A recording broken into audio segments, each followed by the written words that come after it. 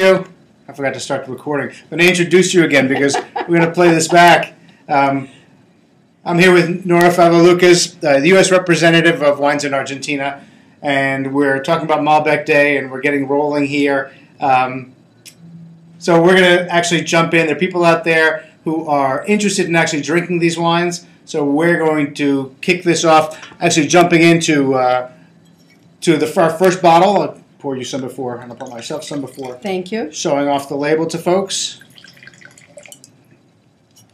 So we are now pouring the Trivento Malbec Reserva, and this comes from the Mendoza region. I get a little bit of a, let's see if we can get a little close-up of the actual bottle here. In focus would be helpful, but of course, things don't always want to cooperate. It's 14% alcohol, it says on the back label. So this is an interesting thing because people have learned about Malbec.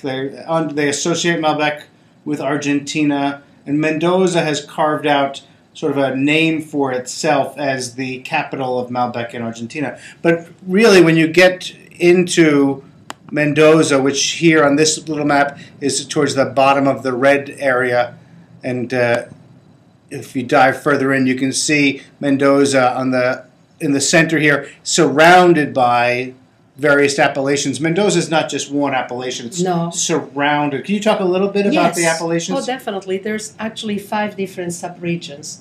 You have Mendoza, and there you have the central. You have the east side of Mendoza. You have the west side of Mendoza. And then you have the area of Luján de Cuyo, where this wine comes from. Then you have the Uco Valley, and then that's very close to the mountains and to the west of the province of Mendoza. And then you have in the south San Rafael. That's like a 3-hour drive from Mendoza City. And San Rafael is totally different. Oh my God! As soon as I open this bottle and I look at the color, this is Malbec. Welcome to Malbec. I don't know if you guys can see the color. You won't be able to see through this. It's a deep, opaque, glass staining purple wine. Yes. And just because we have the shot here, a little bit of, we were talking about the location and the hills and the Andes. Well, Luján de Cuyo is definitely the traditional and very special home of Malbec. It's the first DOC that we have in Argentina. Okay. And there are some DOC wines made of Malbec. So the color of Malbec, definitely purple. Definitely purple opaque. Lots of color here. A good concentration.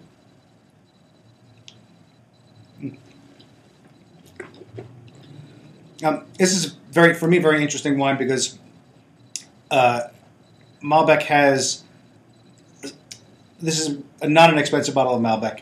And at this price point, there's a lot of Malbec that seems in the past have been really fruit-driven, a little sweet, really influenced by oak. And this definitely retains a little bit more of a rustic character. Oh, yeah. There's more complexity. It's not just a fruit-driven wine. This is a wine that has loads of fruit. Definitely black fruit, but in the palate, it really fills the middle of the palate and has a wonderful finish. I agree with you about the rusticity, and I don't mind. I love it. I like the rusticity. For me, the rusticity of this wine or any wine makes it more interesting to drink a second glass, and the sort of angles, the rustic angles, allow it to work well with food, where for me, a very modern wine, very smooth, low acid, can be sometimes difficult to pair at the table. And you notice that it has great acidity. It's great acidity, nice tannins, nice blend of mineral and a little bit of an herbal stem kind of quality to it. And the lingering. Well, this is a wine award.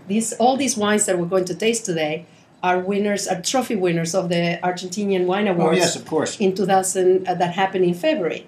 So these are newcomers. They were flown in especially for the tasting today because, of course, the winery submitted these wines to the Wine Awards in December. So they are not yet in the market. They're coming in a few months. Probably next month, you have to drink these wines. You have to go and track this down. So you can tell that this is one of the trophy winners. Winners. I have to pronounce better. Winners. Imported by Excelsior Wine. here in Brookville, New York. So you should certainly be able to find this on the East Coast. I don't know if the West Coast has. Oh yeah, they're everywhere. Trivento's everywhere. Yes, yes. So do you know a little of the history of Trivento? We're drinking the 2012 Malbec, by the way. Yes, and for the 2012, the tannies are smooth. This is a 1-year-old wine. I know. I was surprised when I saw that. That's why I mentioned it. I'm not drinking a lot of 2012 reds yet. No. So Trivento was born. The parents of Trivento are Conchitoro.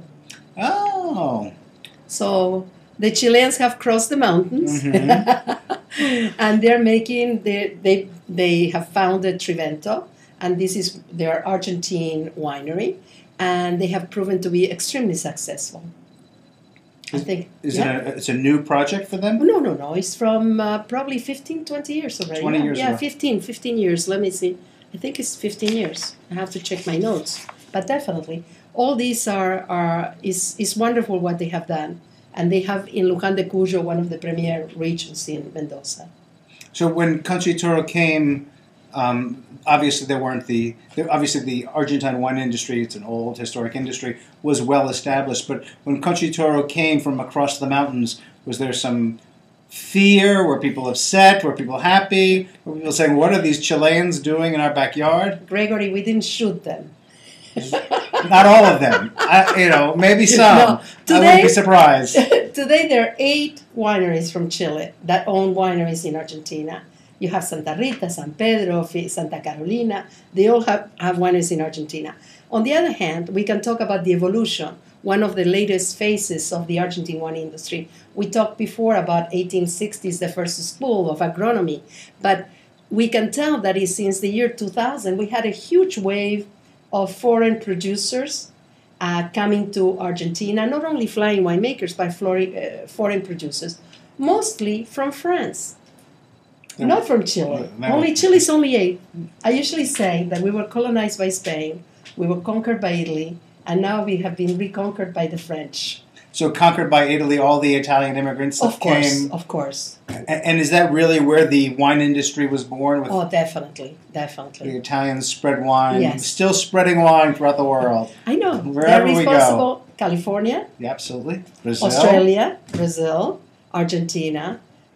Julius Caesar to the hilt. Yeah, absolutely. Yes.